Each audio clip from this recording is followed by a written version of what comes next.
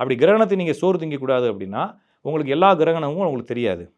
சரிங்களா? இப்போ 7 கிரகணமுமே வந்து நான் சொன்னது தான். இன்னும் வந்து அரை கிரகணம், கால் கிரகணம், முழு கிரகணம்னு சொல்லி கணக்கு இருக்குது. ஏன்னா சந்திரன் வந்து ஆர்பிட்டில் 5 டிகிரி இருக்கு இல்லையா? இந்த 5 டிகிரிக்கு இந்த எண்டில் வந்தால் தான் உங்களுக்கு முழுசாக தெரியும். நீங்கள் ஒருவேளை இங்கே இருக்குன்னு வச்சுக்கோங்களேன், பாதி கிரகணம் நடக்கும். சின்ன டிப்பில் ஒரு கிரகணம் நடக்கும். ஃபுல்லாக மறைக்கிறத விட எப்பயுமே நேரடியாக மறைப்பதை விட விளிம்பினால் மறைக்கப்படக்கூடிய கிரகணம் இன்னும் ரேஸுகளை அதிகமாக வெளிப்படுத்தும்னு சொல்கிறாங்க. அப்போ நீங்கள் முழு கிரகணத்துக்கு சாப்பிடணும்னா சாப்பிடாம கூட இருக்கலாம். ஆனால் லைட்டாக இருக்குது பார்த்தீங்கன்னா கிரகணம், அது ரொம்பவே பவரான ரேஸுகளை வெளிப்படுத்தும். அன்றைக்கி நீங்கள் உட்காந்து சாப்பிட்றீங்களே ஜோசியர் சொல்லாமல், ஒன்று உங்களுக்கு கணிதம் முழுவதும் தெரியும் அப்படின்னா உட்காந்து கணக்கு போட்டு சாப்பிடாமல் இருங்க. கணிதம் தான் தெரியும், கணிதம் தான் தெரியும்னா அதை நம்பாதீங்க. சரிங்களா? நான் சொல்கிறது என்னென்னா, கடவுள் நம்பிக்கை இருக்குன்னா அதெல்லாம் நம்பாதீங்க. கடவுள் மேலே பாரத்தை போட்டு இருங்க. நான் திருப்பி சொல்கிறது, உங்களுக்கு என்ன விதி எழுதியிருக்கோ அது நடக்கும்.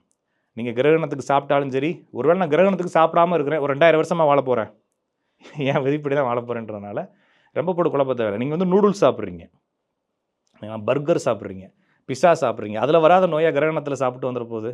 எனவே ரொம்ப போட்டு குழப்பிக்கிறதுக்கு ஒன்றும் இல்லை. ஜாதகமும் ஜோதிடமும் இந்த மாதிரி அறிவியல் சார்ந்த விஷயங்களுக்குள்ளே நீங்கள் கொஞ்சம் மைண்டை ஓப்பன் வச்சுட்டு பண்ணணும். ரொம்ப போட்டு மாட்டிக்காமல் இருக்கிறது நல்லது.